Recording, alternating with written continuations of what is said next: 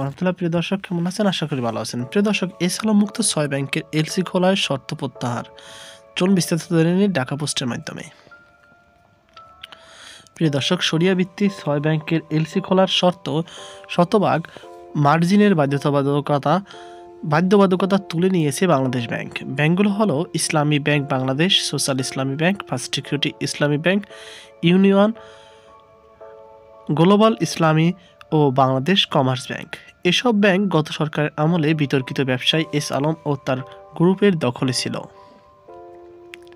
এতদিন এসব bank LC খুলতে গেলে শতভাগ অর্থাৎ ১০০ টাকার এলসির বিপরীত ১০০ টাকা মার্জিন রাখতে হতো।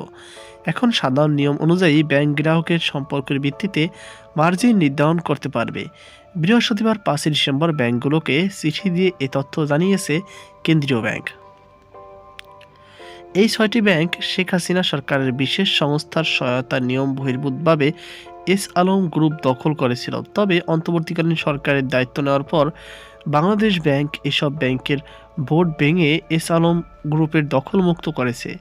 পরে এই ৬ ব্যাংকের ঋণ বিতরণ সহ বিভিন্ন বিধিনিষেধ আরোপ করে কেন্দ্রীয় ব্যাংক। ওই সময়ে পাঠানো চিঠিতে বলা হয়, কৃষি চলতি মূলধন, সিএমএসএমই প্রণোদনা প্যাকেজ এবং নিজ ব্যাংকে রক্ষিত এফডিআর-এর বিপরীত এসওডি ও শতভাগ নগদ মার্জিনের বিপরীত বিনিয়োগপত্র ও অন্যান্য পরোক্ষ বিনিয়োগ সুবিধা ছাড়া অন্য কোনো বিনিয়োগ করা যাবে না। এসব খাতেও ৫ কোটি টাকার বেশি বিনিয়োগ কেন্দ্রীয় ব্যাংকের অনুমোদন নিতে হবে। মেয়াদ উত্তীর্ণ বা সীমাতিরিক্ত বকেয়া স্থিতির নগদ আদায় ছাড়া বিদ্যমান বিনিয়োগ সুবিধা নবায়ন করা যাবে না। অন্য ব্যাংক বা আর্থিক প্রতিষ্ঠানে কোনো বিনিয়োগ অধিগ্রহণ করা যাবে না। ব্যাংকের শীর্ষ ২০ ঋণ গ্রহীতা থেকে আদায়ের তথ্য মাসিক ভিত্তিক কেন্দ্রীয় ব্যাংককে জানাতে হবে।